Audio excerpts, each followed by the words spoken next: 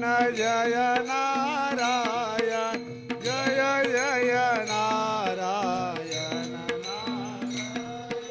श्री नारायण जय नारायण श्री नारायण जय नारायण श्री नारायण जय नारायण श्री नारायण जय नारायण श्री नारायण श्री नारायण जय नारायण जय नारायण जय जय नारायण नारायण जय जय नारायण नारायण श्री नारायण जय नारायण श्री नारायण जय नारायण जय जय नारायण नारायण जय जय नारायण नारायण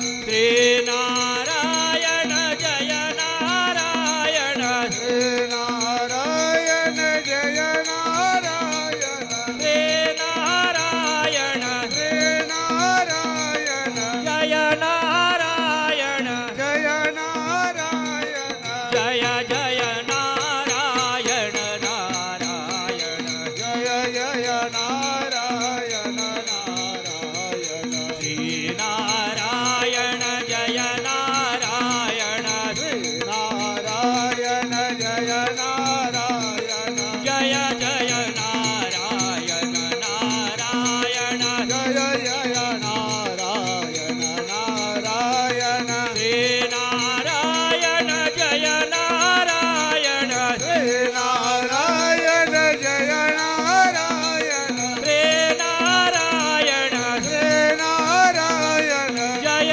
नारायण जय नारायण जय जय नारायण नारायण जय जय नारायण नारायण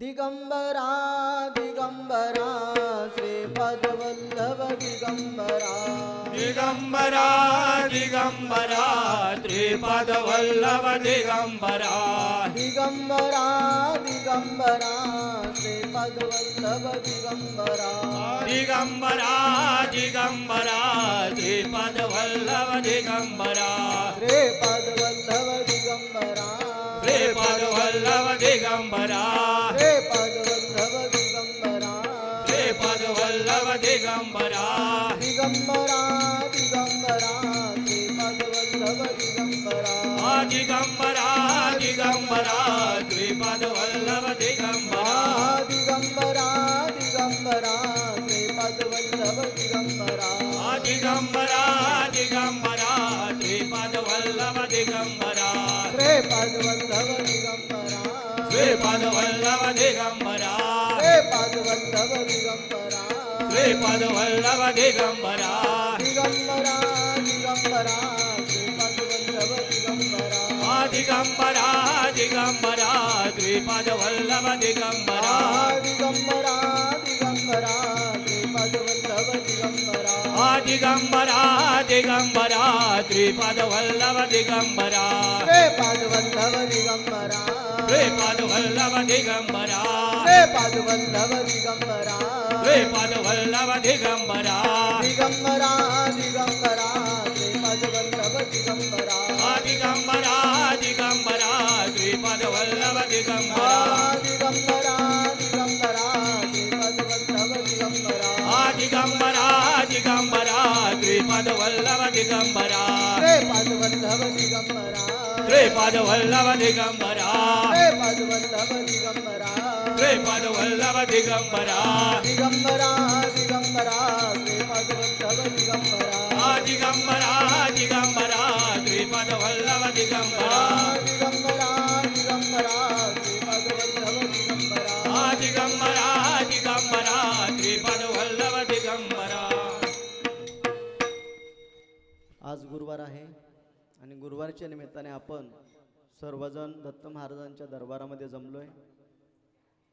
विश्वचैतन्य सद्गुरू अण्णा महाराज यांनी निर्माण केलेल्या या दत्त महाराजांच्या दरबारामध्ये आपण दर गुरुवार आणि दर पौर्णिमेला एकत्रित जमत असतो आणि जमल्यानंतर अण्णांनी जी सेवा केलेली आहे, नारायणेश्वराची तपश्चर्या केलेली आहे, दत्त महाराजांची सेवा केलेली आहे आणि ते सेवेच्या साधनेतूनच, सेवेच्या फळातूनच येणाऱ्या सर्वांना सुख समाधान आनंद कसा मिळेल याची ओढ अण्णांच्या मनामध्ये असून आणि ती ओढ त्यांनी दत्त महाराजांच्या माध्यमातून सर्वांना सुख समाधान मिळण्यासाठी या ठिकाणी दत्त महाराजांना अवतीर्ण केलेला आहे. ज्याची भक्ती आगाध आहे, जो श्रद्धेने, विश्वासाने आणि भावाने परमेश्वराची भक्ती करतो, संतजनांची भक्ती करतो, त्यासाठी हा राजमार्ग अण्णांनी उपलब्ध करून दिलेला आहे आणि त्या राजमार्गावर आपण चालतोय. दर गुरुवारी आपण या ठिकाणी येतोय. माणसाच्या जन्माचा हेतू आपण समजून घेतोय की आपल्याला हा मनुष्य देह का मिळालेला आहे याचं ज्ञान समजून घेतोय. आपण प्रत्येक गुरुवारी आणि पौर्णिमेला अण्णांनी आपल्याला याचं ज्ञान दिलेलं आहे आणि ते ज्ञान आपण समजून घेतोय. प्रवचनांचं पुस्तकही आपल्यासाठी त्यांनी दिलेलं आहे. जर आपण कोणी वाचलं तर प्रत्यक्ष अण्णा प्रवचन करतायत असं त्यातून बोध तयार होत असतो. म्हणून हे आपण ज्ञानाचं शिदोरी आपल्यासाठी ज्ञानगंगा अण्णांनी अखंड प्रवाहित ठेवलेली आहे. फक्त आपण त्याचा आनंद घेतला पाहिजे आणि तो समजून घेतला पाहिजे. जोपर्यंत आपण या सगळ्या गोष्टी समजून घेणार नाही, जाणून घेणार नाही, तोपर्यंत आपल्याला या सगळ्या गोष्टी समजणार नाहीत आणि जर समजल्याच नाहीत तर आपण नारायणपूरला आल्याचा सुद्धा उपयोग होणार नाही. म्हणून समजून घ्या, अण्णांनी आपल्याला जे ज्ञान दिलेलं आहे ते ज्ञान साध्या आणि सोप्या भाषेमध्ये अण्णांनी आपल्याला सांगितलेलं आहे. तुम्ही या तुमची सेवा मनोपासून करा. कुणालाही कुठल्याही प्रकारची सेवा आवडत असेल ती सेवा करा. दत्त महाराजांचा प्रसाद घ्या, दत्त महाराजांचा आनंद घ्या आणि तो आनंद आपल्या सोबत घेऊन जा आणि आपल्या कुटुंबाला द्या आणि आजूबाजूचे लोक असतील त्यांना सुद्धा तो आनंदाचा आनंद द्या. जोपर्यंत तुम्ही वाटणार नाही तोपर्यंत दत्त महाराज तुम्हाला देणार नाहीत. म्हणून हा प्रसाद जो आहे हा प्रसाद वाटण्यासाठी आहे. म्हणून तो प्रसाद इतरांना वाटा. वाटल्यातून तुम्हाला आनंद मिळणार आहे, त्यातून भरभराट तुमची होणार आहे. म्हणून नारायणपूर असं क्षेत्र अण्णांनी निर्माण केलेलं आहे. जो कोणी श्रद्धा, विश्वास आणि भाव ठेवून दत्त महाराजांची सेवा करणार आहे त्याच्यासाठी दत्त महाराज अहोरात्र उभे राहिल्याशिवाय कदापि राहणार नाही, असा यातला महत्त्वाचा मुद्दा आहे. परंतु आपण या सगळ्या गोष्टी करतो, परंतु तो आत्मसात करण्यासाठी थोडासा आपल्याला वेळ लागतो. थोडासा आपल्याला या विषय मायाच्या मोहामुळे त्यामध्ये थोडासा अडथळा येतो आणि त्या अडथळ्यामुळे आपल्याला या सगळ्या गोष्टी दुःख आपल्याला भोगावं लागतं. म्हणून हे सुख दुःख जे आहे ते आपण आपल्या कर्तृत्वानुसार आपल्या बरोबर लागत असतो. जर आपण मनापासून जर परमेश्वराची सेवा केली तर आपल्याला कुठल्याही प्रकारचं दुःख भोगावं लागणार नाही. आणि जे दुःख येतंय, जे दुःख आपल्याला वाट्याला येतंय ते दुःख आपण सोसून आपल्याला पुढे जाण्याची तयारी ही ठेवली पाहिजे आणि ती ताकद आपल्याला सद्गुरू अण्णा महाराज देत असतात. म्हणून ही ताकद वाढवण्यासाठी आपल्याला जे दुःख येतंय त्याला सामोरे जाण्याची आपली तयारी असणं गरजेचं आहे. म्हणून या दुःखाला दुःखी न होता, या दुःखाला दुःखी न होता आपण सामोरे जाण्याची तयारी ही ठेवणं गरजेचं आहे. म्हणून आपण हे सर्व गोष्टी जे करतो, आपण या सगळ्या गोष्टी करतो तो आपण फक्त व्यावहारिक परमेश्वराला काहीतरी मागण्यासाठी येत असतो. प्रपंचाच्या सुख समाधानासाठी आपण या ठिकाणी येत असतो आणि आल्यानंतर या सगळ्या गोष्टी आपण परमेश्वराला मागतो. परंतु ते मागत असताना आपल्याला काय निश्चित खरं जे पाहिजे ते आपण मागत नाही आणि नको त्या प्रलोभनापायी, नको त्या पैशाच्या मोहापायी माणूस कसा गुंतत जातो पैशामुळे माणूस कसा अडकतो आणि त्यातून त्याला कशा पद्धतीने दुःख भोगावं लागतं, यासाठी आपण एक छोटीशी गोष्ट समजून घ्यायची. गुरु आणि शिष्याची गोष्ट आपण समजून घ्यायची. पूर्वीच्या काळामध्ये हिमालयामध्ये सुंदर असं वातावरण आणि त्या वातावरणामध्ये निसर्ग सर्व सुंदर, सर्व हिरवीगार झाडी, सगळं झरे, वाहणाऱ्या नद्या, आणि अशा वातावरणामध्ये एक साधू महाराज साधनेसाठी या ठिकाणी भगवे कपडे परिधान करून, अंगाला भस्म लावून, काखेमध्ये झोळी, हातामध्ये कमंडलू आणि एका हातामध्ये डायरी, असं सर्व परिधान करून ते हिमालयामध्ये साधनेसाठी जागा शोधत होते. शोधता एका ठिकाणी त्यांना सुंदर जागा मिळाली. त्या खडकावर ते ध्यान साधनेसाठी बसले. खडकावर ध्यान साधनेसाठी बसले आणि त्यांचा मंत्र चालू झाला, ओम नमः शिवाय, ओम नमः शिवाय.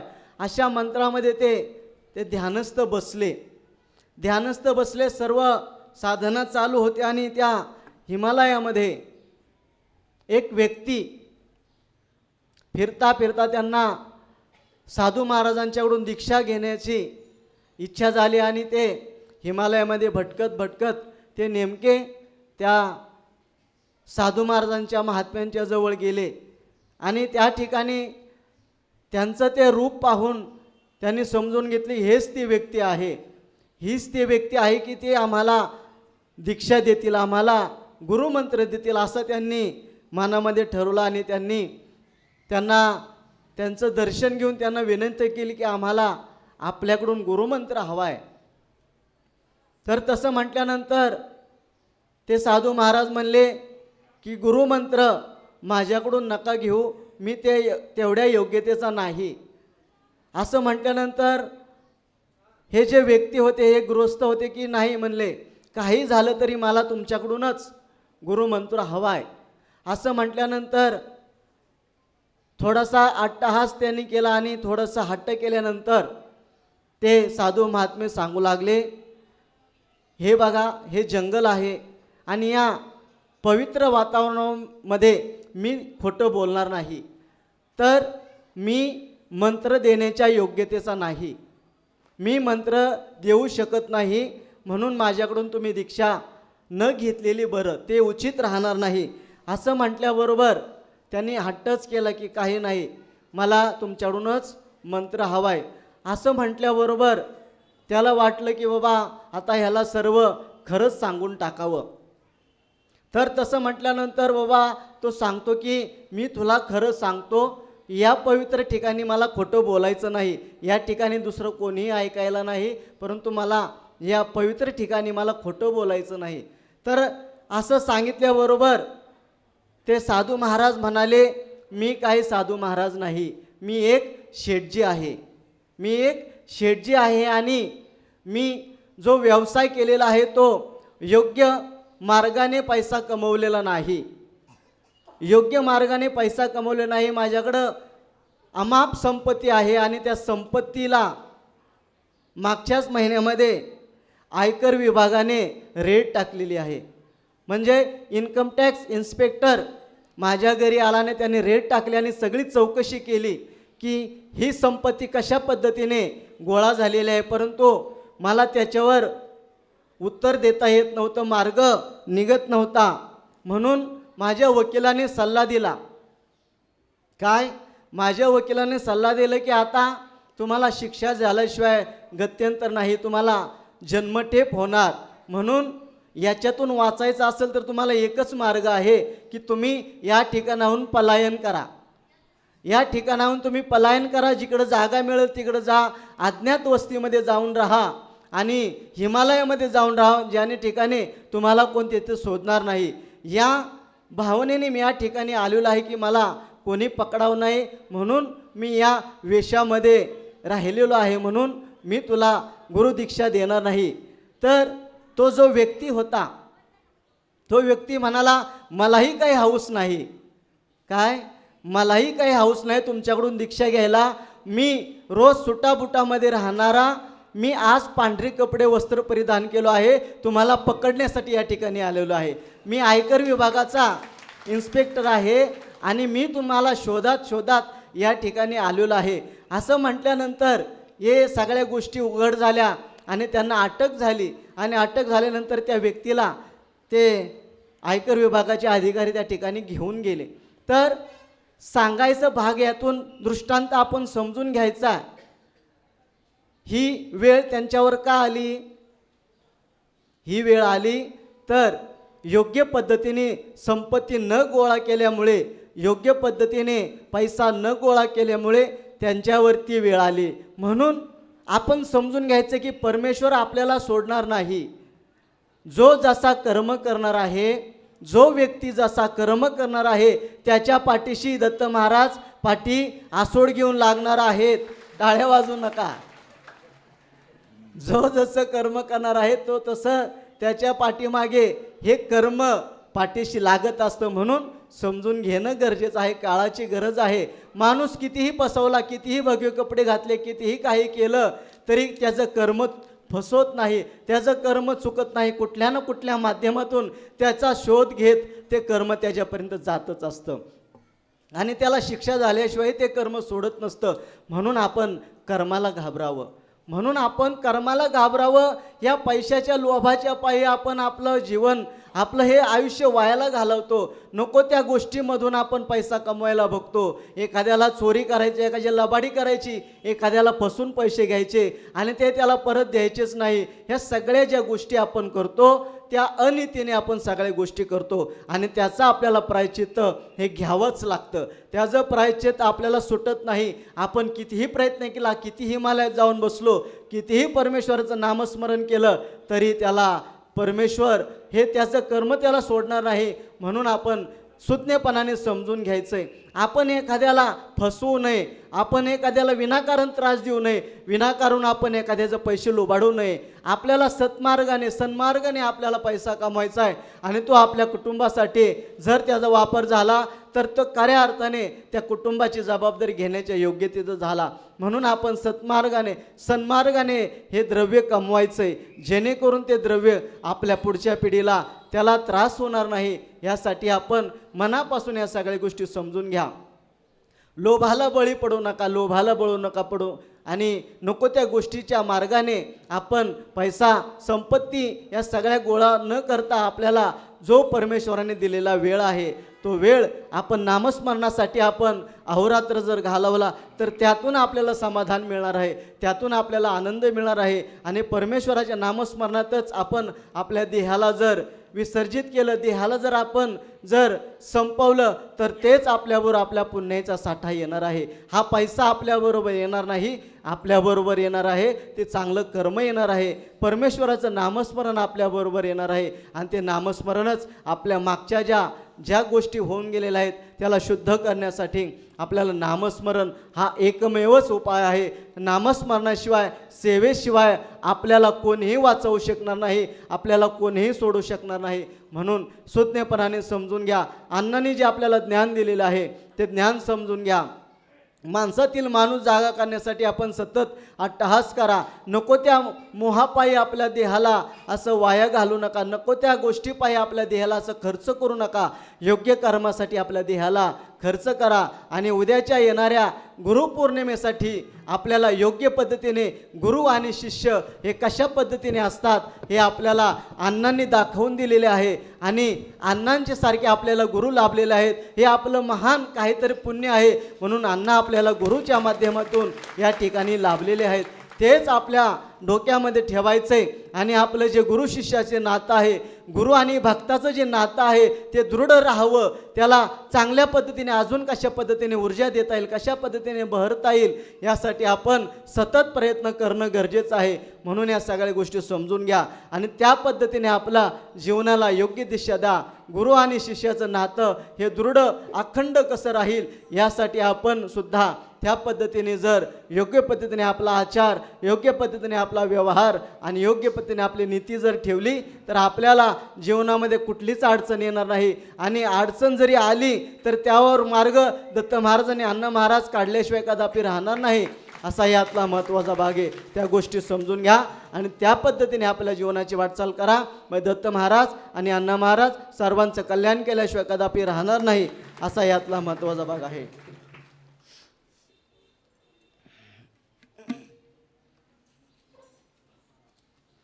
म्हणून आजच्या या गुरुवारचं अन्नदान जे आहे ते श्री अक्षय जमदाडे व मित्र परिवार राहणार पिंपळे सौदागर पिंपरी यांनी आजच्या या गुरुवारचं अन्नदान केलेलं आहे. तरी यांना आणि यांच्या कुटुंबियांना दत्त महाराज सुखाने समृद्धी असं टाळ्या वाजवून आशीर्वाद द्यायचा आहे.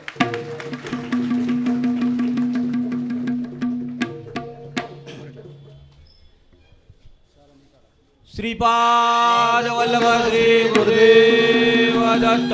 श्रीपाद वल्लभ श्री गुरुदेव दत्त. श्रीपाद वल्लभ श्री गुरुदेव. घाला ना.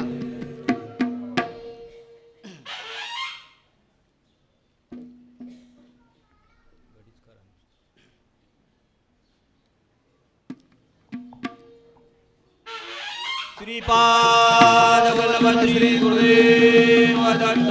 श्रीपाद वल्लभ श्री गुरुदेव दत्त.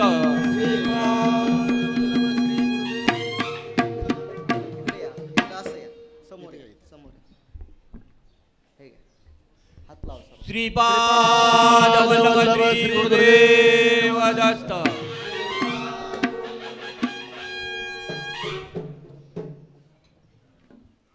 तरी आजच्या अन्नदात्यानं पुन्हा एकदा टाळ्या वाजवून आशीर्वाद द्यायचा. आपली पुढची जी पौर्णिमा आहे ती आषाढ पौर्णिमा आहे. लिहिणाऱ्याने ज्येष्ठ लिहिलंय. हां, आषाढ पौर्णिमा गुरुपौर्णिमा आहे. याची सर्वांनी नोंद घ्या. त्याची तारीख आहे 29/7/2026. या दिवशी आपली पुढची पौर्णिमा आहे आणि त्याचं कार्यक्रमाचं वेळापत्रक जे आहे ते आपण समजून घ्यायचं आहे. गुरुपौर्णिमा हा आपल्याकडं मोठ्या प्रमाणामध्ये सोहळा होतो. गुरुपौर्णिमा आणि दत्त जयंती 6-6 महिन्याच्या फरकावर हा कार्यक्रम असतो. गुरुपौर्णिमा आता सांगितल्याप्रमाणे गुरु आणि शिष्याचं जे नातं आहे त्या दिवशी त्यांनी ते व्यक्त करायचं असतं. आपण सेवक आहोत आणि ते सेवकाला काय कर्तव्य असतं, काय कर्तृत्व असतं, त्या दिवशी आपण सेवेच्या माध्यमातून त्या सगळ्या गोष्टी आपण करायच्या असतात. म्हणून गुरुपौर्णिमेचा कार्यक्रमाच्या सोहळ्याची रूपरेषा अशी आहे. त्या दिवशी पहाटे 4 ते 6 या काळामध्ये नारायणेश्वर मंदिर, दोनही दत्त मंदिर व दत्त पादुका या ठिकाणी रुद्राभिषेकाचा सोहळा होईल. त्यानंतर 6:30 ते 8 या काळामध्ये अण्णांच्या समाधीवर रुद्राभिषेक होईल. त्यानंतर सकाळी 8:30 ते 9 या काळामध्ये सकाळची आरती होईल. आरतीनंतर 9 ते 10:30 या काळामध्ये होम हवनाचा कार्यक्रम होईल. इतर पौर्णिमेला आपण 10 वाजता होम सुरू करतो, परंतु आपल्याला पुढच्या कार्यक्रमासाठी वेळेचं नियोजन करण्यासाठी आपण थोडंसं हवन लवकर घेतोय. म्हणून 9 ते 10:30 या काळामध्ये आपलं होम हवनाचा कार्यक्रम होईल. नंतर सकाळी 11 ते 11:30 या काळामध्ये व्यास महर्षींचं ज्या पादुका आहेत त्यांचं आपण आगमन व आलेल्या मान्यवरांच्या हस्ते दीप प्रज्वलन करून आपण कार्यक्रमाला सुरुवात करणार आहोत. नंतर 11:30 ते 12 या काळामध्ये व्यास महर्षींचे पादुकांचं अभिषेक पूजन होईल. त्यानंतर दुपारी 12:05 ते 12:35 या काळामध्ये येणाऱ्या यात्रेकरूंच्या माध्यमातून अण्णांच्या पादुकांना अभिषेक केला जाईल. नंतर दुपारी 12:35 ते 1 वाजेपर्यंत आलेल्या मान्यवरांचं स्वागत व त्यांचं मनोगत होईल. नंतर दुपारी 1 ते 1:15 वाजेपर्यंत सद्गुरू अण्णा महाराज यांचं व्हिडिओच्या माध्यमातून प्रवचन होईल. नंतर 1:15 ते 1:30 मार्गदर्शन होईल. नंतर दुपारी 1:30 ते 2 या काळामध्ये आपली आरती होईल दुपारची. आरतीनंतर सामुदायिक दर्शन व महाप्रसादाचा माधवगिरी महाप्रसादाचा कार्यक्रम होईल. नंतर सायंकाळी 4 ते 7 या काळामध्ये सर्व आमच्या गुरुबंधूंच्या माध्यमातून सद्गुरू अण्णा महाराज यांच्या पादुकांचं पूजन व अभिषेक सोहळा होईल, गुरुपूजन होईल. रात्री 8:30 ते 9 या काळामध्ये आरती आणि आरती झाल्यानंतर मंदिरामध्ये पालखी सोहळ्याचा कार्यक्रम होईल. नंतर रात्री 11 वाजता शेज आरतीचा कार्यक्रम होईल आणि येणेप्रमाणे आपल्या कार्यक्रमाची सांगता होईल. या कार्यक्रमाची सर्व रूपरेषा त्या ठिकाणी सांगितलेली आहे. म्हणून आपण सर्वांनी हा जो गुरुपौर्णिमेचा कार्यक्रम आहे तो आपला कार्यक्रम आहे. वर्षातून आपल्याला हा एकदाच येणारा योग आहे. म्हणून तो योग आपण मनापासून न चुकता आपण सर्वांनी यायचं आहे आणि आपल्याबरोबर जे येत नाहीत त्यांनाही घेऊन यायचं आहे. कारण की हा आनंदाचा सोहळा आपण पाहण्यासाठी या ठिकाणी आपण यायचं आहे आणि आनंदाचा आनंद तयार करायचा आहे.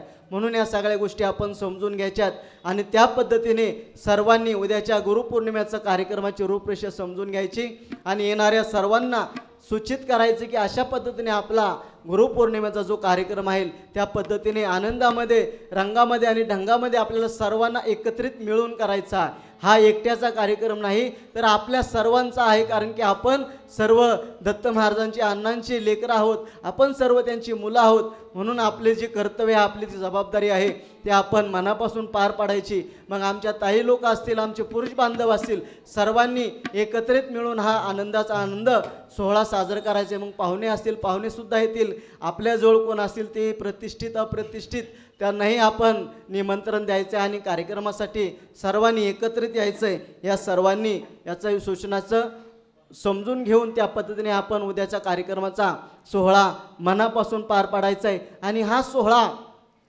अण्णांच्या समवेत आपण साजरा करणार आहोत. कारण की अण्णा प्रत्यक्ष आपल्याबरोबर त्या कार्यक्रमामध्ये असणार आहेत. अण्णा अंशरूपाने आपल्यासोबत कायम राहणार आहेत. म्हणून तो सोहळा आपण नेत्रदीपाने पाहायचा आहे. त्याला कोणीही डावलं नाही. त्याला अण्णांचा जो गुरुपूजनाचा सोहळा आहे तो आपण सर्वांनी मनोभावे सोहळा संपन्न करायचा आहे. दत्त महाराज, अण्णा महाराज आपल्यासोबत कायमच आहेत. फक्त आपल्याला बघण्याची दृष्टी त्या पद्धतीने जर असेल तर ते सर्वांना दिसणार आहेत. म्हणून आपण या सगळ्या गोष्टी समजून घ्या आणि त्या पद्धतीने आपल्या उद्याच्या येणाऱ्या पौर्णिमेचा आनंदाचा आनंद सर्वांनी समजून घ्या आणि त्या पद्धतीने या सगळ्या गोष्टी समजून घ्या. आणि त्याच पद्धतीने आता पंढरपूरच्या दिशेने माऊलींचा आणि तुकाराम महाराजांचं प्रस्थान झालेले आहे. सद्गुरूंच्या देवाच्या भेटीसाठी संत आणि संतांच्या बरोबर सर्व वारकरी मेळा हा पंढरपूरच्या दिशेने चाललेला आहे. आजचा मुक्काम हा पुण्यामध्ये आहे. म्हणून सर्व मांदियाळी वारीची मांदियाळी पुण्यामध्ये सर्व दाखल झालेले आणि सर्व सेवेसाठी सर्वजण तत्पर आहेत. म्हणून ही सेवा ही अखंड चालावी, वारी ही जीवनाची अखंड चालावी. म्हणून आपण मनापासून त्याच्यामध्ये सहभाग हा घेणं गरजेचं आहे. म्हणून जो माऊलींचा सोहळा आहे म्हणून आपण सुद्धा त्या पद्धतीने त्या सोहळ्यामध्ये सहभागी व्हायचं आहे. आपण नामरूपाने आपण त्या सोहळ्यामध्ये सामील होऊन त्या भजनाच्या माध्यमातून आपण ती वारी अनुभवायची. म्हणून आपण एकदा माऊलींचं भजन करू. भजनानंतर सगळ्या गोष्टीचा आनंद आपण घ्यायचा आहे. जय जय गुरुदेव दत्तात्री अनुसये सुता. जय जय गुरुदेव दत्तात्रे अनुसये सुता. जय जय गुरुदेव दत्तात्री अनुसये सुता. जय जय गुरुदेव दत्तात्रे अनुसये सुता. आत्री अनुसये सुता. आत्रे अनुसये सुता. आत्री अनुसये सुता. आत्रे अनुसये सुता. जय जय गुरुदेव दत्तात्री अनुसये सुता. जय जय गुरुदेव दत्तात्रे अनुसये सुता. जय जय गुरुदेव दत्तात्री अनुसये सुता. जय जय गुरुदेव दत्तात्रे अनुसये सुता. आत्री अनुसये सुता. आत्रे अनुसये सुता. आत्री अनुसये सुता. आत्रे अनुसये सुता. जय जय गुरुदेव दत्तात्री अनुसये सुता. जय जय गुरुदेव दत्तात्रे अनुसये सुता. जय जय गुरुदेव दत्ता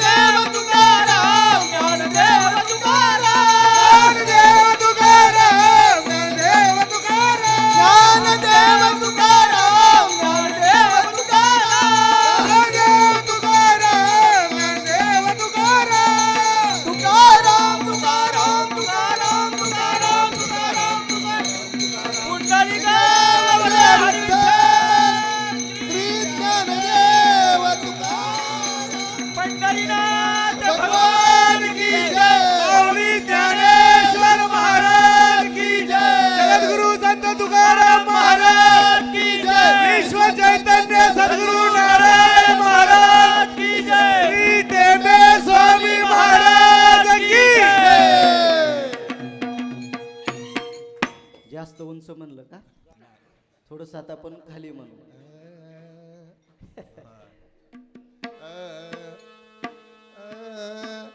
ज्ञानोबा माऊली तुकाराम ज्ञानोबा माऊली तुकाराम ज्ञानोबा माऊली तुकाराम ज्ञानोबा वारीमध्ये सर्वजण टाळवाजवून टाकताय. आता अनुभव घ्या.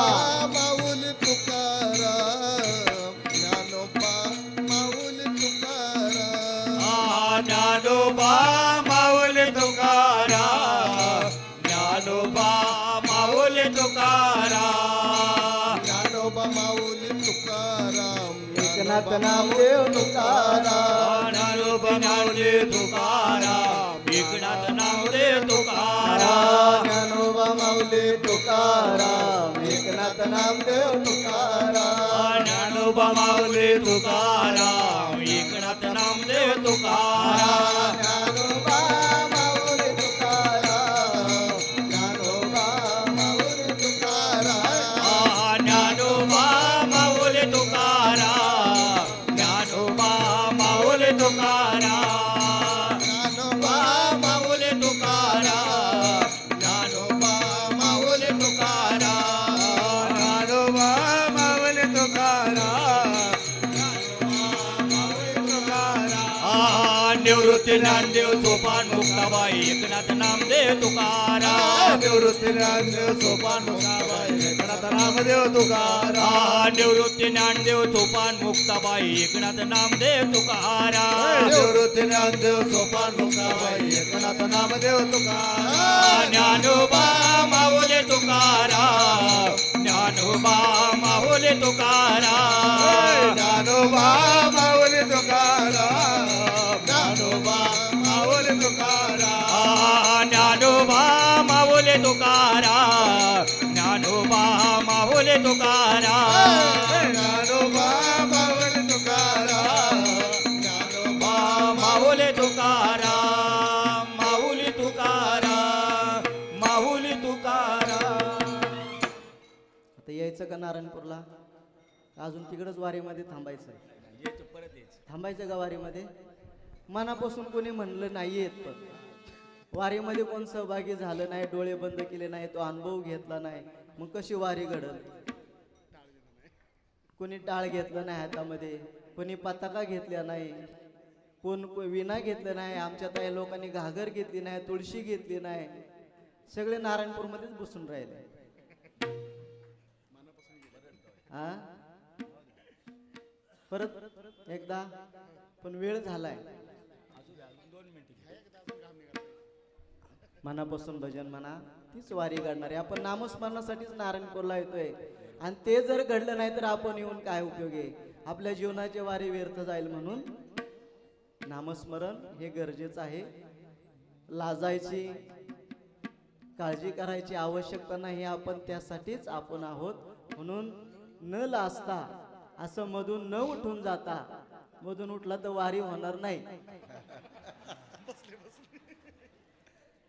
असं उठून गेलं की मध्येच गडबड होते म्हणून सर्वांनी मनापासून म्हणा हा चेष्टेचा विषय नाही किंवा गमतीचा विषय नाही हा आत्मज्ञानाचा विषय आहे आणि तो समजून घ्या आणि आत्मज्ञान समजून घेत नाही तोपर्यंत आपल्याला सगळं व्यर्थ आहे म्हणून नामस्मरण हे घडणं गरजेचं आहे आणि आपण एकत्रित आलो तरच नामस्मरण अजून चांगलं होतं एकट्यामध्ये आपल्याकडून नामस्मरण होत नाही नारायणपूरवरून गेलं की आपल्याकडून नामस्मरण होत नाही तेवढ्या ताकदीने म्हणून ही एकत्रित ताकद आहे परमेश्वराला याचीच आवश्यकता आहे एकत्रित येऊन जर आपण त्यांचा नामघोष केला तर तो आवाज त्यांच्यापर्यंत पोहोचत असतो म्हणून नामस्मरण एकत्रितपणाने जास्तीत जास्त अंतःकरण बसून करायचंय म्हणून एकदा पुन्हा नामस्मरण करायचंय निवृत्ती ज्ञानदेव सोपान मुक्ताबाई एकनाथ नामदेव तुकाराम निवृत्ती ज्ञानदेव सोपान मुक्ताबाई एकनाथ नामदेव तुकाराम निवृत्ती ज्ञानदेव सोपान मुक्ताबाई एकनाथ नामदेव तुकाराम निवृत्ती ज्ञानदेव सोपान मुक्ताबाई एकनाथ नामदेव तुकाराम एकनाथ नामदेव तुकाराम एकनाथ नामदेव तुकाराम एकनाथ एकनाथ नामदेव तुकाराम एकनाथ नामदेव तुकाराम निवृत्ती ज्ञानदेव सोपान मुक्ताबाई एकनाथ नामदेव तुकाराम निवृत्ती नामदेव सोपान मुक्ताबाई एकनाथ नामदेव तुकाराम निवृत्ती ज्ञानदेव सोपान मुक्ताबाई एकनाथ नामदेव तुकाराम निवृत्ती नामदेव सोपान मुक्ताबाई एकनाथ नामदेव तुकाराम एकनाथ नामदेव तुकाराम एकनाथ नामदेव तुकाराम एकनाथ नामदेव तुकाराम एकनाथ नामदेव तुकाराम निवृत्ती नामदेव सोपान मुक्ताबाई एकनाथ नामदेव तुकाराम निवृत्ती नामदेव सोपान मुक्ताबाई एकनाथ नामदेव तुकाराम निवृत्ती ज्ञानदेव सोपान मुक्ताबाई एकनाथ नामदेव तुकाराम निवृत्ती नामदेव सोपान मुक्ताबाई एकनाथ नामदेव तुकाराम एकनाथ नामदेव तुकाराम एकनाथ नामदेव तुकाराम एकनाथ नामदेव तुकाराम एकनाथ नामदेव तुकाराम निवृत्ती ज्ञानदेव सोपान मुक्ताबाई एकनाथ नामदेव तुकाराम निवृत्ती नामदेव सोपान मुक्ताबाई एकनाथ नामदेव तुकाराम निवृत्ती ज्ञानदेव सोपान मुक्ताबाई एकनाथ नामदेव तुकाराम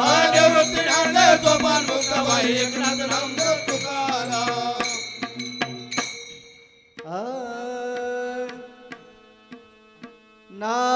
नारायण नारायण श्री गुरु नारायण नारायण नारायण नारायण नारायण श्री गुरु नारायण नारायण नारायण नारायण नारायण श्री गुरु नारायण नारायण नारायण नारायण नारायण श्री गुरु नारायण नारायण नारायण श्री गुरु नारायण नारायण नारायण श्री गुरु नारायण नारायण नारायण श्री गुरु नारायण नारायण नारायण श्री गुरु नारायण नारायण नारायण अण्णा नारायण नारायण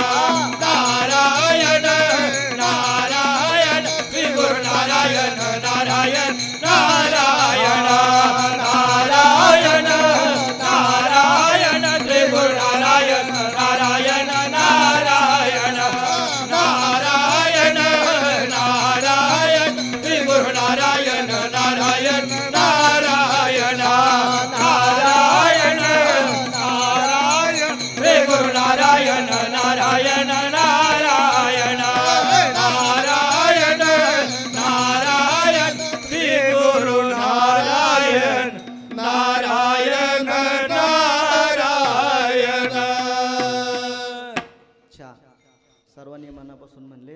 आता एकदा हात वर करायचा आहे.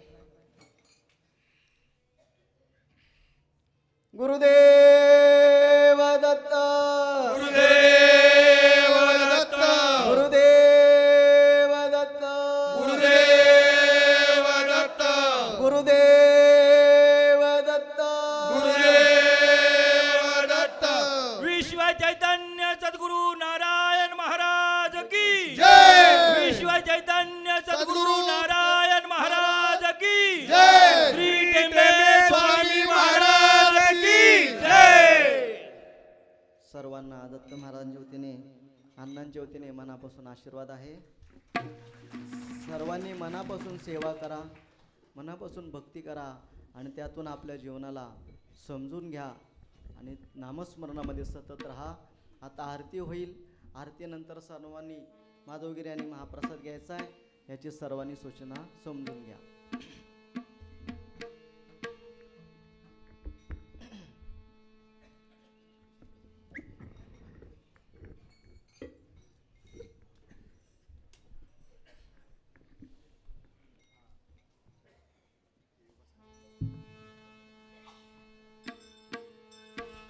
ओ गुरुर्ब्रह्मा गुरुर्विष्णू गुरुर्देवो महेश्वरा गुरुर्साक्षात् परब्रह्मा तस्मै श्री गुरवे नमः. सुख करता दुःख